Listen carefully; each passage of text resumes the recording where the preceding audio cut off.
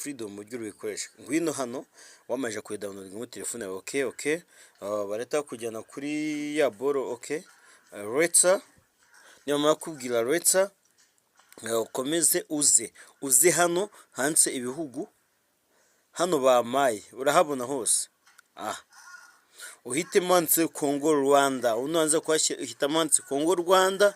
Kimara kwahitamo ni iminota ingahe gusa, urahita ukora umuti ku rwego rw'ejuru rushobotse rwose, maze ucukubiri no kugura internet gusa. Iyi ngiri speed irihuta igena gigabyte imwe gusa, kugira ngo uyikoresha 28 ukoresha WhatsApp na Facebook uyikoresha 28 kuri 28.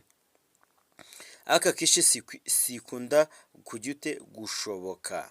Okay, koresha iriya uhite manze Congo Rwanda iri he, reka nyikwereke. Twagiye guys mukuri cyane. Congo Rwanda ngiyi